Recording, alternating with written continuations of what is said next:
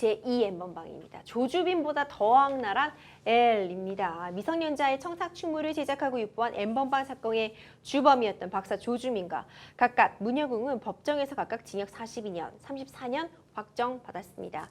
그들의 처벌은 이제 소셜 미디어를 통한 성착취 범행이 사라질 것으로 이렇게 처벌받았으면 없어지지 않을까 많은 분들이 그래도 기대를 하시고 희망을 가지셨는데 그 자리에 또 다른 사람이 대체를 했습니다.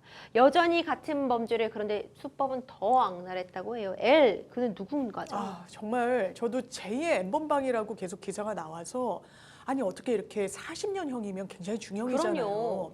이런 중형을 선고할 때는 사실 예방 효과도 있는 거거든요. 이런 유사한 범죄를 저지르지 마라. 당신도 40년형 선고받을 수 있다. 이런 취지가 있는 건데 또 제2의 제3의 N번방이 운영이 되고 있었던 거예요. 운영자, 지금 L로 알려지고 있는데요.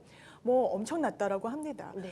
왜 더 교묘하다, 더 악질적이다 이런 얘기가 나오냐면 N번방 조주빈 같은 경우에는 자기를 무슨 캄보디아의 사업가 이 정도로 지칭을 했어요. 네. 그것도 뭐 나중엔 거짓말로 드러나긴 했는데 이 L 같은 경우에는요. 뭐를 자처하냐. 내가 불꽃 추적단이라고 있었어요. N번방을 막 잡았던 그런 이런 미디어 활동을 했던 대학생들이 있었습니다. 그래서 아주 적극적으로 N번방에 가입을 하고 네. 그리고 어떻게 이야기가 오가고 성착취물이 유통되는지를 아주 생생하게 드러냈던 그런 곳이에요. 아주 의미 있는 활동을 많이 하고 N번방 사건을 수면 위로 올리는데 혁혁한 공로가 있는 이 추적단 불꽃을 자처한 거예요. L은. 내가 바로 불꽃추적단에 네. 소속된 사람이다라고 하면서 일단 어린 학생들 10대한테 접근을 합니다. 그러면서 너 개인정보가 지금 유출이 됐어. 그러니 정말 큰일 났다. 내가 이 부분을 잘 마무리하고 더는 피해가 없도록 도와줄게라고 유인을 하면서 개인정보를 빼냅니다. 그 다음에 너의 개인정보가 내 수중에 있으니 성착취물을 보내라고 해요. 너무합니다. 정말. 너무하죠. 이게 한 미성년자 학생 같은 경우에는요. 10시간 동안 시달린 거예요. 50개의 본인과 관련된 성착취 영상, 사진 등을 전송을 하게 됩니다. 이거는 상당히 악질적이라고 할 수밖에 없고요. 이런 부분과 관련해서 아마 N번방이 어떤 식으로 사람을 모멸감을 주는 범죄를 저질렀는지 성착취물도 성착취물인데 정말 인간이 인간에게 시키기 어려운 굉장히 모멸적인 행동들 뭐 이를테면 뭐 화장실의 바닥을 뭐 어떻게 하라든지 뭐 알몸으로 사진을 찍은 걸 보내랄지 이런 것들을 시킵니다. 그러면 내 개인정보가 알려질까 너무너무 두려운 이 어린 학생들이 시키는 대로 다 한 거예요. 그러니까 이 사람들이 놀리듯이 조롱하듯이 노예라고 이 피해자를 지칭했잖아요. 여기서도 마찬가지였던 겁니다. 그리고 왜 더 악랄하다는 얘기를 하냐면요. N번방은 이 회원들로부터 수익을 얻으려고 이 방을 막 유지하다가 덜미가 잡혔잖아요. 이게 텔레그램을 운영하면서 방을 수시로 폭발을 하는 겁니다. 수시로 없애고 닉네임도 뭐 조주빈도 본인의 닉네임이 있었고 뭐 갓갓 뭐 이런 닉네임으로 처음에는 저희도 N번방 사건을 인지하게 됐잖아요. 근데 닉네임도 계속 바꾸는 거예요. 다른 사람인 것처럼. 그래서 경찰의 수사망을 지금 피해 나가고 있는 그런 상황인데 지금까지 성착취물 보낸 10대 피해자 6명이라고 하고요. 안타까운 건 거기에는 초등학생도 포함되어 있다고 합니다. 정말 안타깝습니다. 치밀한 행동으로 에른도 추적을 피해왔다면서요? 진짜 못된 거예요. 이 부분이 이런 큰 방은 아무래도 뭐 불꽃 추적단처럼 그리고 뭐 기자가 관여할 수도 있잖아요. 들어갈 수도 있잖아요. 아닌 것처럼 해서. 그래서 이런 부분으로 성착취물을 유통할 때는요. 1대1 채팅방을 많이 이용을 했다라고 하고요. 방도 굉장히 좀 소규모로 정말 아주 많은 사람들이 같이 가입할 수 없도록 그렇게 운영을 했다라고 합니다. 그리고 이것도 사실 N번방의 자녀물인 성격이 좀 있어 보여요. N번방에 엄청 많은 이 회원들이 있었다라고 하잖아요. 회원들도 돈을 내는 부분에 따라서 막 등급을 나눠가지고 거의 기업화해가지고 성착취물을 유통했던 건데 그런 부분이 경찰에 덜밀 잡히니까 아주 작은 방으로 소규모로 운영을 하면서 경찰의 눈을 피하고 계속 방도 폭파하고 이름도 바꿔가고 뭔가 교란하기 위한 행동을 하면서 지금까지도 좀 그 추적을 피하고 있는 그런 상황입니다. 이 도대체 이 L이란 인물 누군가요?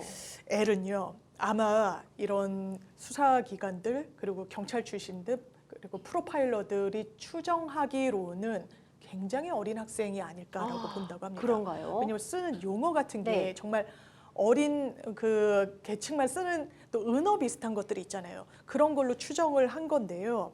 일단 한 텔레그램 대화방 운영자는요, 애를 이렇게 지칭하기도 했습니다. 정말 이 텔레판을 뒤집어 놨다. 굉장히 교묘하게 운영을 했다는 거죠. 그리고 지금 알려진 바로는 뭐 여자 노예, 남자 노예 구분을 해서 여자 노예 11명을 뭐 데리고 있다. 남자 노예는 3명을 데리고 있다. 이런 식으로 뭐 자랑 비슷하게 했다라고 알려져 있기도 하고요. 일단 그런데 닉네임도 바꾸고 방도 여러 개를 만들었다 없앴다 만들었다 없앴다라고 했다고 하잖아요. 그 전체적인 어떤 범행의 수법을 보면 L이라고 지칭한 사람이 한 명은 아닐 것이다 라고 경찰이 보고 있다라고 합니다. 그래서 최소 한 2명 이상일 것으로 보고요. 당시 한 5천 명 이상이 되는 방에서도 활동했었다는 흔적이 있기 때문에 아마 경찰의 추적을 더 피하는 거는 어려울 것이고 검거는 전 시간 문제라고 생각합니다.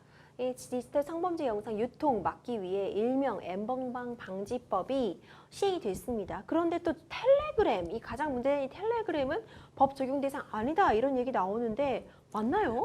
이게 왜 그러냐면요. N번방과 관련해서 디지털 성범죄에 대한 경각심이 엄청 올라갔죠. 그렇죠. 그래서 양형도 상당히 높이는 방향으로 법이 또 개정이 되기도 했고요.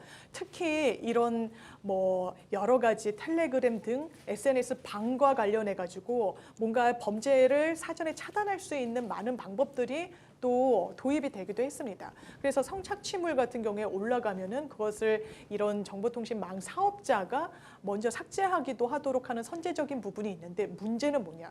왜 지금 문제가 되고 있는 N번방, 제2의 N번방이 어떤 수사 선상에서 빠져 있느냐? 그리고 N번방 방지법에서 빠져 있느냐? 이런 얘기가 나오냐면요. 이게 기본적으로 사적 사인들의 방인 거예요.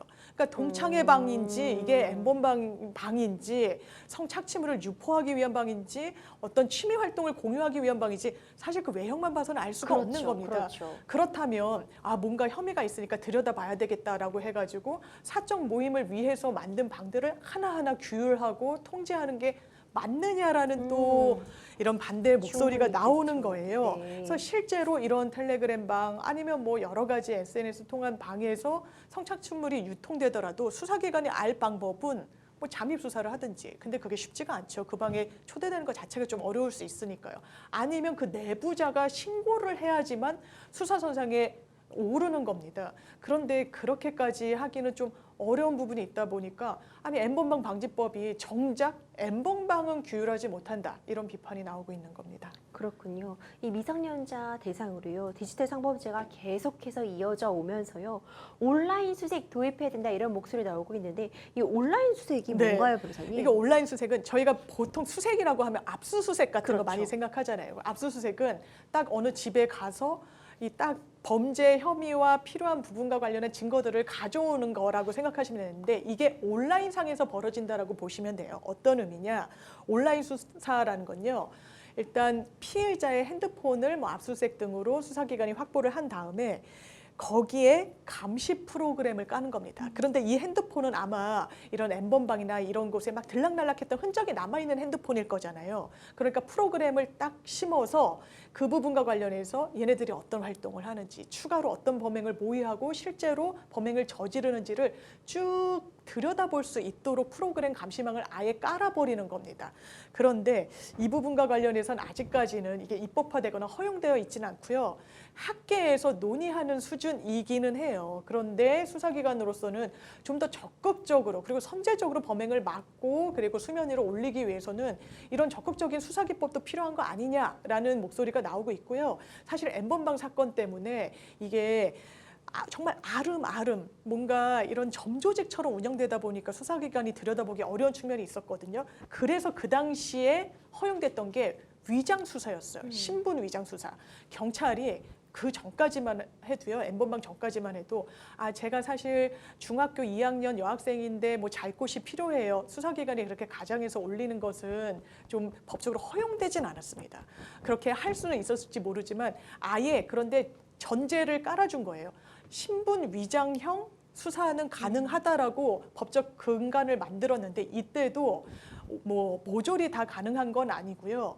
범위 유발형이라고 하죠. 그러니까 사실 그런 범행을 저지를 의도가 없는 사람한테 접근을 해서 뭔가 저 좀 뭐 먹여주고 재워주실래요? 수사기관이 어린 학생을 가장해서 하는 거는 안 되고요. 이미 뭔가 누군가를 물색하고 있고 뭐 청소년들을 범죄의 대상으로 삼고자 하는 그런 인터넷 게시글 등이 올라오면 네. 수사기관이 그때 제가 사실은 학생이고 뭐 도움의 손길이 필요한데요라고 하는 기회 제공형 함정 수사라고 하는데 그 정도까지만 사실 허용이 돼 있어서 기회 제공형뿐만 아니라 범위 유발형이라도 좀 더 적극적으로 뭔가 수사의 어떤 활동폭을 넓혀줘야 되는 거 아니냐. 거기서 더해서 또 온라인 수색이라는 개념도 수사기관한테 권한으로 부여해야 되는 거 아니냐라는 어떤 목소리도 현재 나오고 있습니다. 앞서 변호사님께서 이런 기회 제공형 함정 수사 얘기해 주셨는데 실제로 경찰이 위장 수사로 아동 성착취물 판매자를 검거한 그런 사례들도 있더라고요. 그렇습니다. 실제로 이런 그 전북 경찰청에서 범인을 검거를 했는데요. 20대 남성 성착취물, 그것도 아동 성착취물을 판매, 유포하려고 했습니다. 이 사람이요, 관련 글을 계속 올려요. 이걸 돈 받고 팔겠다. 그리고 뭐 부적절한 게시글도 올리고 하는데 마치 경찰이 이걸 실제로 사려는 사람인 것처럼 위장 수사를 해서 이 사람을 딱 검거할 수가 있었던 겁니다. 그래서 이 부분도 N번방 사건 이후에 어쨌든 위장 수사와 관련해서 법적인 이런 제도 마련이 있었기 때문에 이런 성과를 냈었던 것 같기도 하고요. 실제로 추가로 이런 동일한 수사 기법으로 검거하거나 검거 예정 중에 있는 사건들이 많이 있다라고 하니까 좀 굉장히 전향적인 그런 상황인 것 같습니다. 그렇군요. 이 최근 성착취물 범죄자들의 사칭 수법이 점점 더 검거되어도 모자랄 판에 저 교묘해지고 그러니까요. 추적만 어려워지고 있나 봐요. 아주 고전적인 게 이제 경찰, 검찰 사칭이죠. 뭐 보이스피싱 일당도 그렇고, 내가 경찰인데 너의 인적사항이 뭐 다 샜다라든가, 내가 검찰청인데 지금 문제가 생겼으니 연락 달라. 이런 건 아주 고전적이고요. 최근에는 또 어떤 일이 있었냐면요. 본인은 남성이에요. 남자인데 이 12세니까 굉장히 어린 학생이죠. 어린 학생한테 접근을 합니다. 나 18살 언니야. 그러니까 6살 차이 정도밖에 안 나니까 조금 어떤 경계를 풀 수가 있는 상황이죠. 언니랑 같이 온라인 쇼핑몰 피팅 모델 하지 않을래? 라고 제안을 하는 거예요. 그럼 피팅 모델? 이게 용돈벌이도 될 수 있고 또 뭐 연예인분들 중에 피팅 모델을 했던 분들도 있으니까 귀가 솔깃할 수 있죠. 어린 학생들이. 그러면서 피팅 모델을 하기 위해서는 뭐 얼굴이 괜찮은지 뭐 날씬한지 이런 봐야 신체 돼. 사진이 필요해라고 하면서 또 점점 수위를 높이면서 이걸 거의 성착취물에 가깝게 좀 착취를 한 그런 사례들도 있었고요. 또 외국에 있다라고 하면 좀 안심할 수 있잖아요. 내가 캐나다 유학생이야라고 했던 사례도 있고요.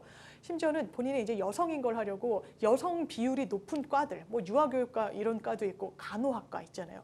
나 간호학과 언니야라고 하면서 청소년들에게 접근을 하는 이런 거는 종전에 있었던 아주 뭐 보편화된 유형은 아니잖아요. 사칭을 할 때. 그러니까 점점 교묘해지고 있기 때문에 저희가 이제는 뭐 보이스피싱 사례에서도 그렇지만 경찰, 검찰 사칭하면 일단 의심하고 보잖아요. 경찰, 검찰은 뭐 어떤 보이스피싱과 관련해서 이 링크를 걸지도 않는다. 이런 거는 저희가 많이 주지를 하고 있는데 나는 지금 피팅 모델을 구해. 이러면은 이거는 저희가 흔히 접했던 범행 수법은 아니다 보니까 정말 주의가 필요하다고 수사기관이 이야기하고 있습니다. 이 국민의힘 김기현 의원이 디지털 성범죄가 조직화되고 있는 만큼 성착취 범죄를 저지른 일에 대해서는 정말 강력한 수준, 정말 초강력한 수준의 처벌이 이루어질 수 있도록 기준을 강화해 나가겠다 이렇게 밝혔다면서요. 그렇습니다. 이제 김기현 전 원내대표였죠. 그러니까 국민의힘의 차기 뭐 당권 주자로 분류가 돼 있는데 본인의 SNS에 이런 글을 올려요. 최근에 이제 KBS에서 계속해서 온라인 그루밍 사례를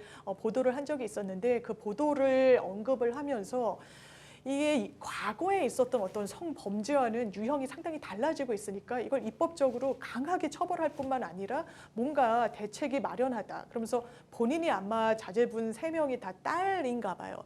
내가 세 딸의 아버지로서도 이런 현재 상황에 대해서 공분하지 않을 수 없기 때문에 어떻게든 이런 부분 근절하도록 노력하겠다라고 하면서 최근 또 문제가 되고 있는 온라인 그루밍. 온라인 그루밍도 상당히 악의적인 게 뭔가 계속 정신적으로 지배를 하고 어린 학생들에게 뭔가 유인책을 주고 대가를 줄 것처럼 본인의 수중하에 둔 다음에 범행의 어떤 수단으로 삼는 거기 때문에 이 부분이 언뜻 보면은 이건 피해자의 자발성에 기인한 것처럼 보이는데 이제는 법원에서도 그루밍이라는 어떤 그런 상황을 범죄로 보고 있기 때문에 이런 부분과 관련해서 범죄는 날로 교묘해지고 있는 부분을 아직은 법이 못 따라가고 있는 부분도 분명히 있습니다. 그래서 이런 부분과 관련해서 바로 법적 보완을 하겠다는 입장을 국회에서도 밝히고 있는 상황입니다. 그렇군요. 이 경찰이 L 사건에 대한 전담 수사팀 구성했습니다. 가해자들 하루빨리 다 검거될 수 있을까요?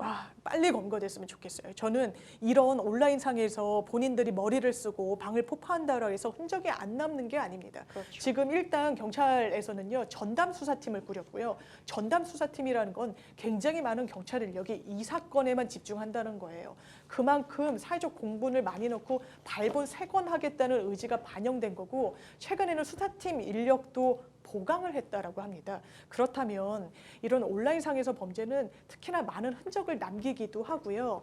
이런 부분 완전 범죄란 건 요즘 없습니다. 과거에는 과학적인 수사 기법이 조금 떨어져서 그리고 증거물 획득에도 여러 가지 장애가 있어서 안 됐다고 하지만 지금은 기술이 상당히 발전했고 수사 기법도 나날이 발전했기 때문에 아마 L이라고 지칭된 한 명인지 두 명인지 세 명인지 모르는 이 일당들 잡히는 건 시간 문제라고 생각합니다. 네, 두 번째 이슈 토크 여기서 마무리하도록 하겠습니다. L과 그 일당 등 반드시 검거될 거고요. 그에 합당한 처벌 받게 될 겁니다.